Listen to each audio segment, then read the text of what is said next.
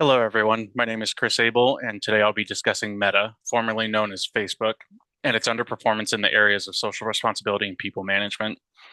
Meta is a global leader in technology, but its long-term success is being threatened by ethical concerns, cultural challenges, and declining trust. This presentation will walk through the issue, its consequences, the role of structure and culture, a change plan based on Cotter's model, and lessons for leaders. Meta is one of the largest tech companies in the world, with nearly 4 billion active users across Facebook, Instagram, and WhatsApp.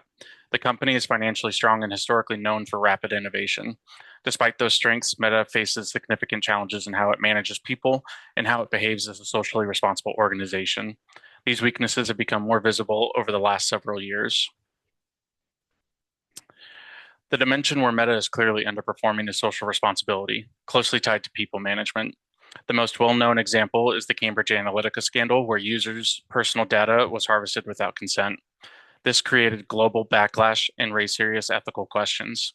Internally, employees have reported burnout, pressure to prioritize speed over safety, and declining trust in leadership, especially following large-scale layoffs. While Meta continues to innovate, it has not consistently shown accountability to its users, its workforce, or the broader community. The issues have already created substantial consequences. Employee morale has declined, and some of the company's best engineering talent has left for organizations with healthier cultures. Externally, Meta faces distrust from users and intense scrutiny from governments around the world. If Meta fails to improve in social responsibility and people management, the long-term risks include tighter government regulation, loss of top talent, reduced innovation, and increased legal and financial penalties. In other words, the company's reputation could undermine its ability to grow. To understand why Meta is struggling, we need to look at its structure and culture. Meta has a very centralized leadership model, with Mark Zuckerberg maintaining an unusual level of control. Decisions tend to flow downward rather than through collaborative structures. Culturally, the organization has pushed a high pressure, move fast mindset. While this creates innovation, it also increases burnout and can encourage ethical shortcuts. Communication is often siloed, and employees haven't always felt comfortable raising concerns. These structural and cultural characteristics contribute to the company's struggles and social responsibility. Meta also faces powerful internal and external forces. Internally, rapid product cycles and aggressive performance expectations put pressure on teams. Externally, the organization is expected to protect user privacy, reduce harmful content, and operate transparently, expectations that continue to intensify.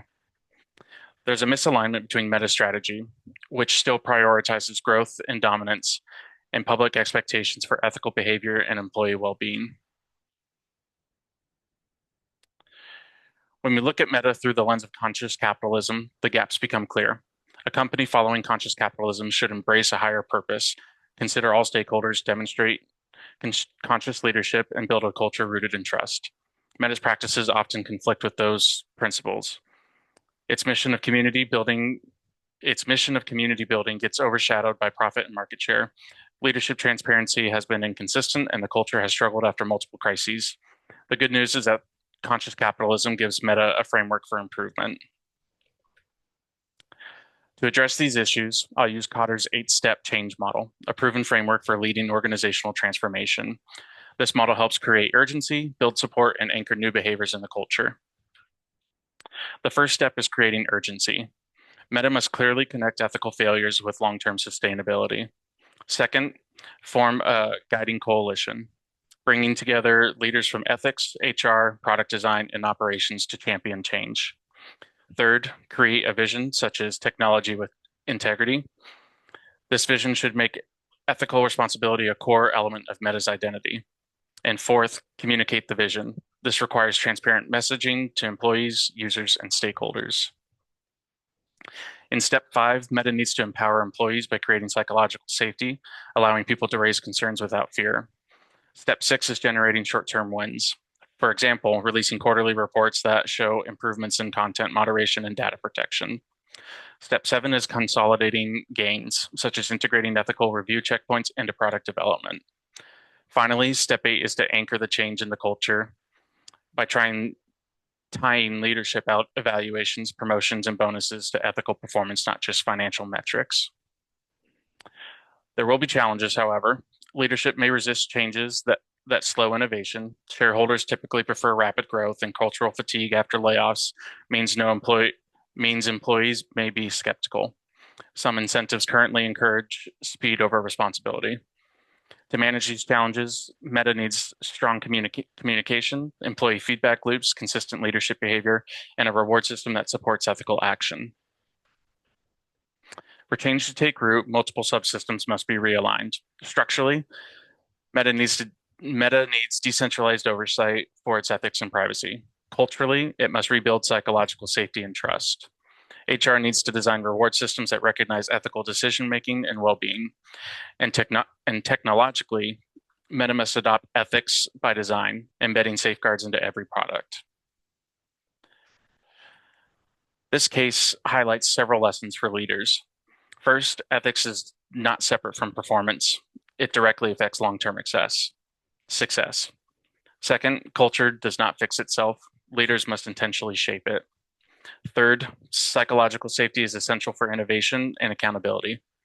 And finally, sustainable organizations balance growth with responsibility. In closing, Meta's challenge is not innovation, it's integrity. To rebuild trust, the company must embrace conscious leadership, restructure how decisions are made, and invest in a culture that values people and accountability as much as it does innovation. Doing so will position Meta for sustainable, responsible success. These are the references for my presentation, and thank you for watching.